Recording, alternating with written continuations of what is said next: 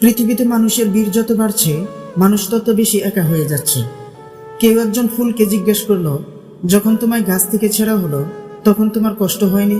ফুল হেসে বলল, যে আমায় গাছ থেকে ছিঁড়ছিল তার খুশি দেখে আমি আমার সব কষ্ট ভুলে গিয়েছিলাম। টাকা থাকলে শূন্য মানিব্যাগটা পর্যন্ত ফুলে ওঠে, মানুষ তো ফুলে উঠবেই। জীবনে বড় হতে গেলে কিছু করে দেখানোর তৃষ্ণা ও চেষ্টা থাকা দরকার। চোখের জল না ফেলে পেঁয়াজ পর্যন্ত কাটা যায় না, আর জীবন কাটাবেন চোখের জল না ফেলে, তা কি কখনো হয়? চারটে দেয়াল, মাথায় ছাদ থাকলে তাকে বলে ঘর, ঘরে মানুষ বাস করলে তাকে বলে পরিবার, আর সেই মানুষগুলোর মধ্যে একে অপরের প্রতি বিশ্বাস আর ভালোবাসা থাকলে তাকে বলে সুখী পরিবার। অপেক্ষা করে থাকা মানুষগুলোকে পরীক্ষা বেশি দিতে হয়। কোনো কাজ করার আগে দুটি কথা অবশ্যই ভাবা দরকার। প্রথমত, এটা আমি কেন করছি? দ্বিতীয়ত, এর ফল কি হতে পারে? জীবনে আমি যাদেরকে বেশি গুরুত্ব দিয়েছি তারাই আমাকে সবচেয়ে বেশি অবহেলা করেছে। ভুল পথে যাত্রা আর ভুল মানুষকে ভালোবাসা, এই দুইটাই একটা মানুষের জীবন নষ্ট করে দেয়। আমি বলবো তুমি শুনবে, এটা ভালো সম্পর্ক। তুমি বলবে আমি শুনবো, এটা আরো ভালো সম্পর্ক। আমি কিছুই বলবো না, কিন্তু তুমি সব বুঝে যাবে, এটাই হলো সত্যিকারের সম্পর্ক। ভালো সম্পর্ক তখনই তৈরি হয় যখন কেউ তোমার অতীতকে গ্রহণ করে, বর্তমানকে সমর্থন করে, তোমাকে ভালোবাসে আর ভবিষ্যতের জন্য উৎসাহ দেয়। প্রচুর ভালোবাসা একদিন প্রচুর ভালোবাসায় পরিণত হয়। কথা বলার জন্য সময় নয়, ইচ্ছার প্রয়োজন।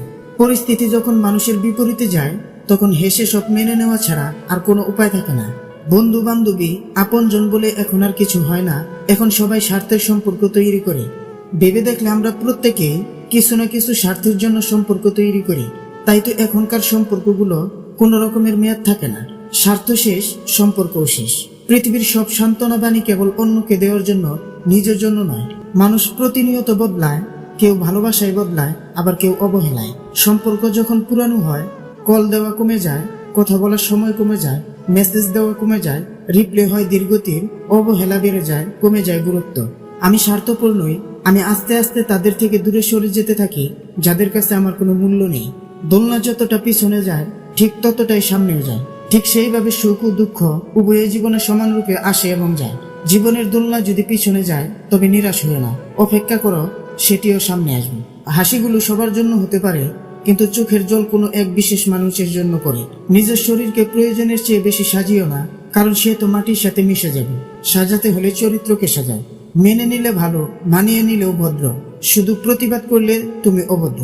এই পৃথিবী ছেড়ে সবাইকে একদিন চলে যেতে হবে, শুধু যাওয়ার ধরনটা হবে ভিন্ন।